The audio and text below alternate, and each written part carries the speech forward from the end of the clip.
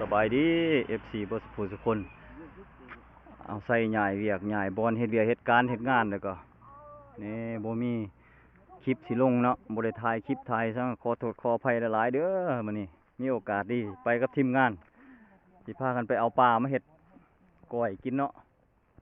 ปลาซิวบ่ปลาหยังแหละปลามันสิเข้าบ่ไปเบิ่งนํกันพี่น้องมื้อหน้าก็สิถ่ายคลิปให้เบิ่งให้ชมตลอดเนาะหลังจากเลิกเวียกแล้วพาทีมงานมาหาปูหาป่ามื้อนี้มุ้ยผู้หญิงมานำมีแต่ผู้ชายล้วนๆว่าซะอยากกินก้อยปลาซิวบ่แสงกว่าปลาซิวนั่นแหละ แซ่บๆเนาะแล้วแก้มเหล้าขาวบ่โอ้มาเราข้าวเนาะสักคักหนึ่งคักเนาะเราวงยาวบ่เฒ่าเนาะบรรยากาศสิไปอันนั้นพี่น้ มา อง เด้อพี่น้องมาเด้อพี่น้อง เอาผักขะแยงไปใส่มุกปลาไปเอาป่าประเด็นแน่ นี่ไปใส่ตุ่มนี่เนาะตุ่มยาวๆนี่ ๆบรรยากาศโคตรงามพี่น้องเอ้ยต่อปอว้าน้องปากโคตรกว้างพี่น้อง มาเด้อมาเอาปลาทำกันนะอันนี้ก็จะแมนคอกงัวเนาะคอกงัวแต่มันมีงัวจักโตฮาอันนี้จะแมนไอ้ขึ้นรอดิอันนี้มันต้นมักคุ้งเจ้าพวกเมีย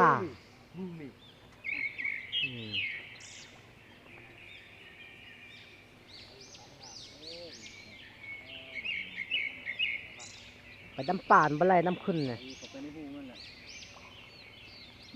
อันนี้ก็มันอาวุธไฟปลาดังนะข้าวเหนียวจำปลาแดกใส่พี่น้อง ได้มาบริกวน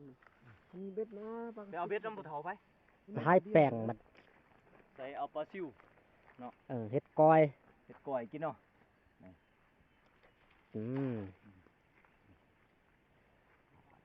มัดไว้หั่นถึกแล้วหมูปอปลาไว้ประมาณ30 นาทีเนาะเอ้ยนักล่าคำปานดังสู่คนกลัวเอาน้ำเข้านี่ช่วยไอ้นะให้มันไหลไปมันไหลหน่อยผล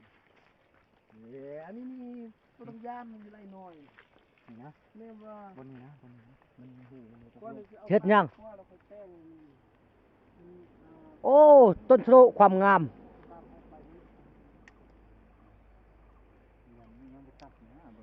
ไปทางนั้นพี่น้อง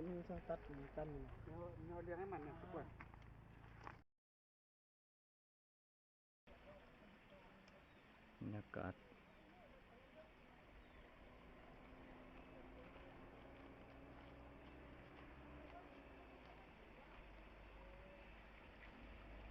ผักบุ้งน้องนี่มันซึมพี่น้องเอ้ยบ่สร้างอ่ะนะผักบุ้งหลายผักบุ้งอันนี้ก็แผนเอาใส่เนาะสิปล่อยน้ำจากน้องตัวนี้นี่แล้วก็สิปล่อยปลาอยู่นี่เนาะพอได้กินเลยพี่น้องปล่อยปลาถ้าติดตามคลิปต่อไปว่าใส่เฮ็ดยังไงเนาะนี่แห้งเลยได้บัดนี้น้ำพี่น้องเอ้ยกบบอลคันปลาโถน้ำเข้ามานี่น้ำน้องไงเข้ามาน้องเข้ามาโอ้ปล่อยปลาได้ยาวเมื่อคนนั้นพี่น้องเลยย้ำตุ่มเลยพี่น้องเบิ่งตุ่มไฟไกลเลยถือวอเนี่ยโอ้พอได้อยู่นี่ทำเลยไปโบราณโอ้เด็กปลากังตัวใหญ่มาดูมา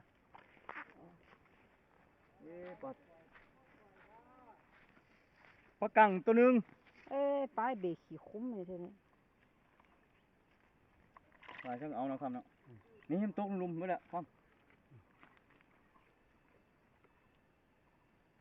เขากวนในนี่เนาะกวนหนามไม่ใช่เจ้วันนี้ก็ครับเจ้ถึงดูเจ้น่ะนะเจ้นะมีปลามีวะเห็นรอยเหรอ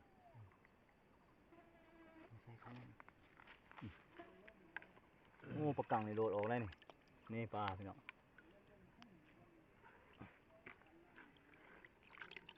อืม เพชรเรานี่ทุกคนไม่ข้ามักซื้อใส่อ้อยปักปีไว้ โอ้ยปลาอยู่นี่อ่ะ ป้า แต่ก่อนมันเลี้ยงปลาหยังปลาดุก ป้านินป้าไหนทางได้มันไปเห็นมันเขาข้าง บุโพก็จะมีอาหารใส่มันนี่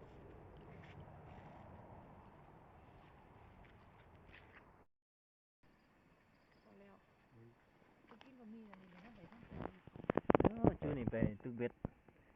ได้ปลามา แป้งปลาแป้ง ใส่คอเบ็ดจ้ะฮะเอาเบ็ดเอาหยังเสียบ เขาสิ เอาเข่าซื่อ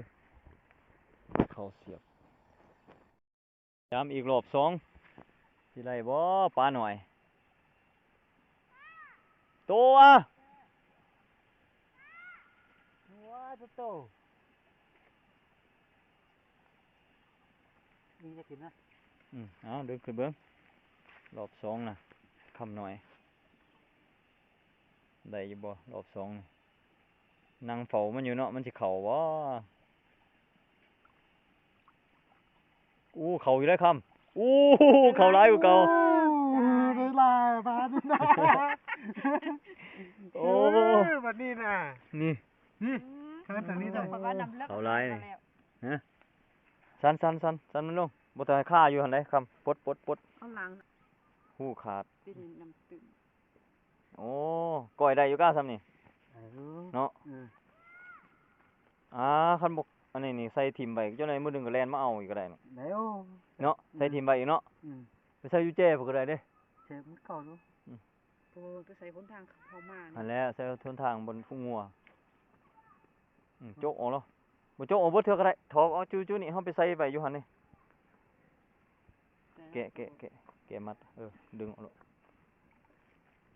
เปลี่ยนเอาไปเมียนไหมคำหมดแล้ว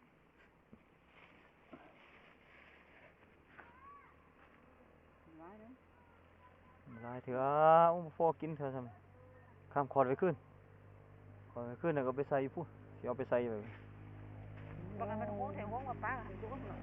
นี่ นาวเครื่องมันอันนี้ยังน้ำส้ม น้ำตุ่ม อ๋อ กินลากินอีกนึงมันบ่พอดีกินหน่อยนึง แซ่บบ่ฮะปล่อยปลา ต้อง ฮะ บ่มีประวัติเลย กินหน่อยนึงมันบ่พอแม่น่ะกินหน่อยนึงกินหลายขึ้นว่าเมาขึ้นบ่เข้าไปเฮ็ดเองมันบ่ได้นั่นน่ะ ปล่อยปลาไปโต ตั้งมือตี